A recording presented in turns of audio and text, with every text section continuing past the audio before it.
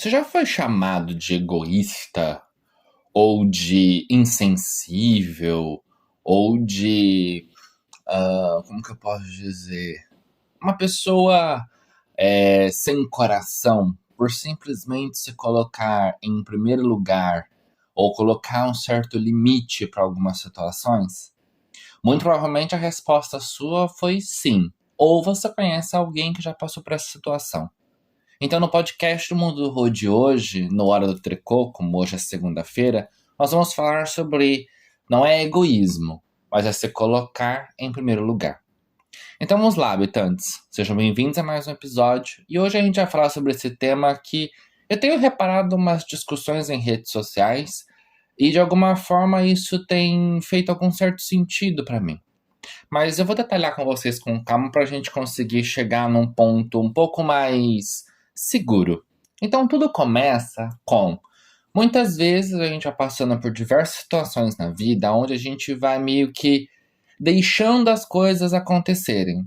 Tipo, alguém vai lá e faz um comentário um pouco mais agressivo, alguém meio que invalida uma escolha sua e faz do jeito que a pessoa quer, ou muitas vezes a sua opinião não é levada em consideração, e vão acontecendo diversas situações que fazem com que você vai se tornando cada vez menor e mais apagado.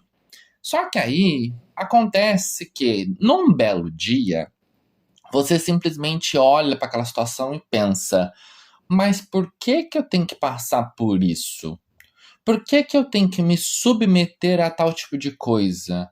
Ou por que que eu de novo vou ter que falar amém para isso e simplesmente deixar de lado o que eu penso, o que eu sinto, o que eu sou, para simplesmente agradar alguém ou alguma coisa? E aí, quando você toma essa decisão e você se posiciona, é aí que acontece o problema.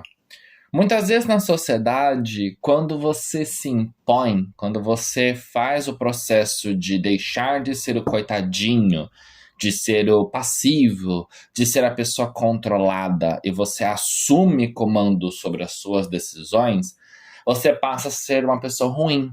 Você passa a ser egoísta, a ser insensível, sem coração, porque você é uma persona não grata e mais um monte de coisa.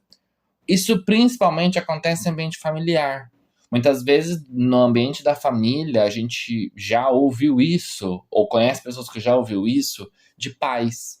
Principalmente quando a gente tem pais, de alguma forma, controladores, que quando o filho vira e fala, não, chega, eu não vou fazer isso, ou eu não quero participar disso, ou eu não sou obrigado a compactar com isso, começa aquelas frases do tipo, porque você não ama a sua família, depois de tudo que a gente fez por você, porque você não tem coração, você só pensa em você mesma, ou porque você é uma pessoa insensível e não sei mais o que. E gera aquela sequência de comentários colocando como se você fosse a pior pessoa do mundo.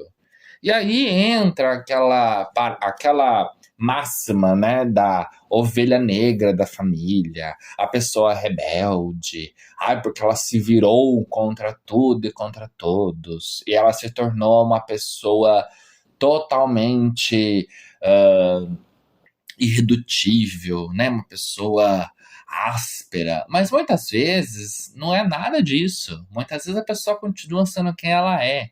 Ela simplesmente deu um basta para pessoas ou para situações que estavam machucando, que de alguma forma não estavam fazendo bem nem para ela mesma e nem para o ambiente onde ela estava. Eu já li relatos, inclusive, no Reddit, em Threads, Twitter e afins, de mães que simplesmente aguentaram durante anos ouvirem pessoas da família, sogras, avós, tias, falando que o filho era isso, que o filho era aquilo outro, que ela não fazia isso, que ela não fazia aquilo outro, que ela deveria se posicionar de tal forma, não sei o quê.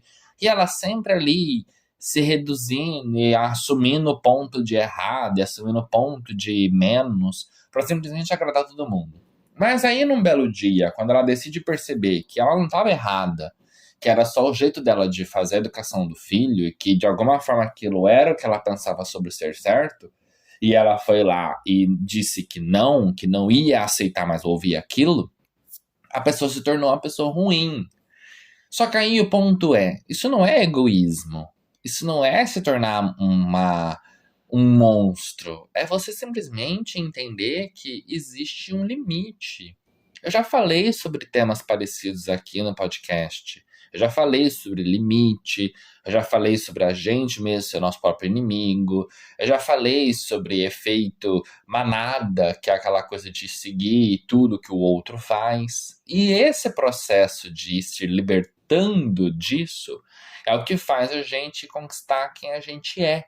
Conquistar o nosso espaço, conquistar nossa liberdade, conquistar muitas coisas que, de alguma forma, faz com que a gente se sinta muito mais presente, muito mais confiante do que as pessoas achariam que a gente deveria ser. Porque é aquilo, a partir do momento que a gente deixa de ser o coitadinho e passa a ser a pessoa que comanda ou que impõe restrições, a gente deixa de dar munição para aquela pessoa abusar do poder sobre a gente.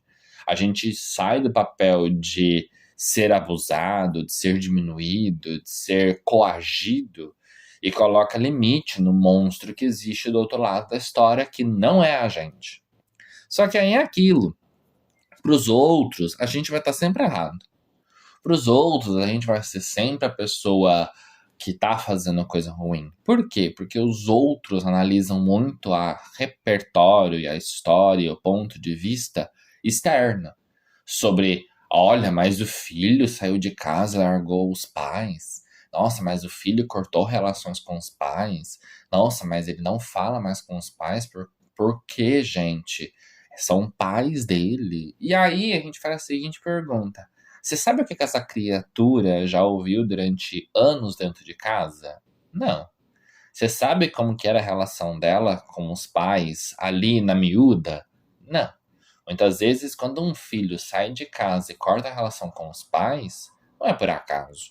Não é simplesmente porque ele acordou rebelde e decidiu ignorar tudo e todos. Normalmente, isso vem de uma série de ocorrências que faz com que aquilo chegue uma hora que não basta. Eu já ouvi relatos de famílias que foram, entre aspas, rompidas porque os pais foram na formatura de um e não foram na formatura do outro. Ou porque os pais preferiram ir no campeonato de futebol do filho do que na formatura ou na finalização do curso de balé da filha. Ou porque o filho, que era o hétero, o padrão alfa, o que ia seguir a linhagem da família, era levado muito mais como prestígio do que a filha mulher, do que o filho gay, ou do que aquele que é mais tímido, mais delicado. Então, essa construção social de privilégio, de preferência, faz com que a gente chegue a um ponto que a gente fala, não, eu não quero mais isso. E aí, essas pessoas que receberam a vida inteira esse monte de chicotada, e de menosprezo, e de desvalorização, e de anulação, quando elas resolvem sair de casa, elas saem com tudo. Elas metem o pé no peito e falam, chega. Ela simplesmente mete a porta e, tipo assim, acabou, fim, não quero mais contato nenhum. Tanto que muitas pessoas, às vezes, acabam entrando em relações tóxicas porque elas acreditam que amor e respeito, ou namoro, ou companheirismo, seja aquele tipo de sentimento que ela tinha dentro de casa. Ou no ambiente onde ela vivia de amizades. E aí ela aceita isso como normal porque é o que ela tinha como padrão. E vocês conseguem perceber como que as coisas vão indo muito mais profundas do que simplesmente egoísmo? O egoísmo seria se a pessoa simplesmente fizesse algo sem pensar em nada nem ninguém, inclusive nela mesma. Ela tá ali só privilegiando o seu próprio bem-estar máximo e foda-se todo mundo. Mas quando a gente para pra analisar o porquê das decisões, isso deixa de ser egoísmo e passa a ser limite, passa a ser amor próprio, passa a ser entender até onde ela merece ou não aguentar certas situações. E aí é o ponto. A gente tem que começar a olhar para as situações e para as pessoas num todo e não numa fatia. Não é simplesmente achar que porque o fulano fez A ou B, é porque ele se tornou uma pessoa X ou Y. A gente precisa entender o contexto, o porquê da cisão, da atitude, o porquê de fazer esse percurso. E aí é aquilo. Vocês estão dispostos a encarar essas situações? Muitas vezes não.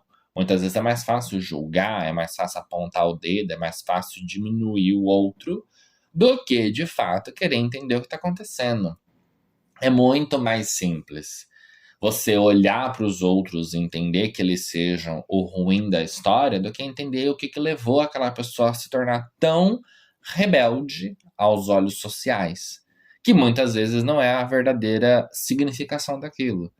É o filho que sai de casa, ele vai ser sempre muito mais julgado do que o filho que fica ali de sanguessuga até os 40, 50 anos. Vai ser sempre assim. O que fica, o que maltrata, o que é o sanguessuga, que vive às custas dos pais, que faz um monte de coisa ruim, mas que para a sociedade ele ainda tá ali tomando conta dos pais, ele é um bom filho, que ele dá o suporte, não sei mais o que, ele é o querido. O que prefere morar perto, né? Mesmo que saiu de casa, mas mora ali perto, mas tá sempre ali controlando a vida dos pais, ele vai ser sempre muito mais bem visto do que o filho que vai para longe simplesmente porque não aguentava mais a pressão da família. Conseguem perceber que é sempre o qual olhar vocês estão vendo?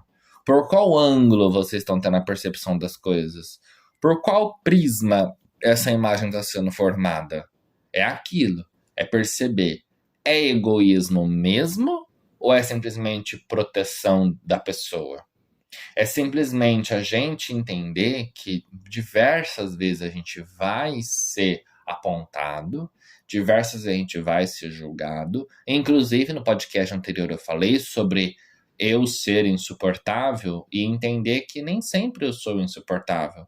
São as pessoas que não têm a capacidade de perceber quem eu sou de verdade e simplesmente é mais fácil me julgar ou me criar um rótulo. E o egoísmo, o ser a ovelha negra, a pessoa desviada do caminho certo, né, o rebelde, ela vai ser sempre muito mais fácil de ser apontada, rotulada, né, selada, recebe aquele selo de o filho ruim. A pessoa, né, que caiu no mau caminho da vida. Vai ser sempre muito mais fácil viver se recebendo isso do que a pessoa simplesmente olhar e entender que por debaixo daquele rótulo, por debaixo daquela marca que foi posta, daquela construção externa que foi colocada em cima daquela criaturinha, existe alguém machucado, frágil, que era anulado, que não recebia respeito, que sofria diversos tipos de abuso, mas que permanecia calada. E aí a atitude de sair e não brigar e não expor, porque normalmente a pessoa não expõe. Normalmente o machucado, a pessoa que passa por tudo isso, ela não coloca isso no jornal. Ela não sai estampando para todo mundo a realidade. Ela simplesmente se retira. O ato de se retirar em silêncio, ele causa muito mais transtorno do que quando você se retira fazendo barulho. Porque quando você se retira fazendo barulho, você gera um escândalo, você gera uma atração. Aí as pessoas vão começar a especular o que está acontecendo. E aí vai começar a tomar partidos, a começar uma disputa de quem tá certo e quem tá errado. E quando você simplesmente sai a francesa, você simplesmente apaga a luz e vai embora, você é o fugitivo. Você é o ladrão de comida, o que avançou a geladeira no meio da madrugada e simplesmente acreditam que você é o vilão. Então, assumir o papel de vilão também é assumir que você é melhor do que tudo aquilo. Porque a forma que você encontrou, que mesmo sabendo de tudo que você vai sofrer, você sabe da verdade. Eu sei que pode ser que para algumas pessoas ouvir tudo isso soe muito confuso, mas a gente tem que fazer a análise de que rótulos vão ser sempre dados para aqueles que não discutem a verdade. A pessoa recebe o rótulo porque ela prefere se calar e manter o que ela tem dentro dela do que ficar batendo boca tentando convencer o outro de quem ela é. É por isso que a pessoa recebe o título de egoísta, de ruim, de vilão, de tudo isso. Porque é muito mais fácil. Ela prefere receber mais uma chicotada do que simplesmente ela ir lá e desmoronar um castelo perfeito que as pessoas têm de imagem. E aí é onde, muitas vezes, no decorrer dos anos, esses castelos perfeitos vão desmoronando. Porque aí, quem que vai socorrer aqueles pais abusivos é justamente o filho que era visto como ruim. Quem que normalmente fica para cuidar depois na velhice é o filho gay, é o desviado, é o que não tinha importância, é sempre aquele lá. Nunca é o perfeito. O perfeito, ele vai ter casado, ele vai ter tido 500 filhos, ele vai ter uma vida de merda porque ele não tem planejamento nenhum, ele é uma pessoa oportunista, então ele não vai querer se preocupar com os pais. Normalmente ele vai se preocupar só com o umbigo dele, aí ele é de fato egoísta, e o outro, que era dito como o vilão da história, é o que resta para tomar conta dos pais. Só que aí é aquele momento que eu faço a pergunta: será que tem que mesmo cuidar? Será que tem que mesmo voltar lá e fazer o papel de cristão e de amar mesmo a pessoa te machucando? Na minha opinião, não. A não ser que você seja filho único e só exista você como opção, tudo bem. Eu acabo ainda falando que tem que ser, porque senão não vai ter ninguém, você vai deixar aquela criatura morrer, mesmo que ela não mereça. Aí a gente ainda tem um pouco de empatia e você vai lá e faz. Mas muitas vezes eu escuto filhos que, mesmo sendo filhos únicos, e não quererem lá cuidar, porque não aguentam mais viver sobre aquilo, porque muitas vezes voltam para aquele lugar e vão começar a sofrer tudo aquilo que já sofreram anteriormente, preferem pagar dinheiro que não tem, mas para uma outra pessoa cuidar, para não ter que ter mais contato. Eu sou a pessoa que eu concordo com quem toma essa atitude. Porque ninguém é obrigado a submeter, a voltar para aquele lugar de ferida depois de tantos anos, simplesmente porque, eu tenho que ser cristão e ir lá voltar a ajudar minha família, porque eu tenho que ser a pessoa responsável pelos meus pais. Eu acho que isso é uma balela. Eu acho que isso é uma construção social de culpa cristã, que inclusive tem um podcast falando sobre isso aqui no canal, que eu acho que vocês deveriam voltar lá e assistir, e melhor, ouvir. Porque a gente vive sobre muitos preceitos de que tem que fazer isso, tem que fazer aquilo, mas não tem que fazer nada. A gente tem que assumir o papel que a gente tem, e mesmo que a gente seja chamado de egoísta, de mau caráter, de mais um monte de coisa, a gente sabe a verdade da gente. A gente sabe quem a gente é de verdade. A gente sabe o que formou o nosso caráter. Não precisa de ninguém lá dar uma estrelinha pra gente. Então, habitantes, é sobre isso. É sobre entender que muitas vezes o que é acusado de um monte de coisa, na verdade ele só está se salvando e se protegendo de tudo que ele já sofreu anteriormente. Então é por isso que eu sempre digo, antes de julgar, levanta o pano, levanta aquele tapete, vê a sujeira que está por baixo. Pode ser que você se surpreenda com a quantidade de coisa que está escondida por debaixo de um tapete ou de um pano bonito. Tá bem? Então, até o próximo episódio e falou!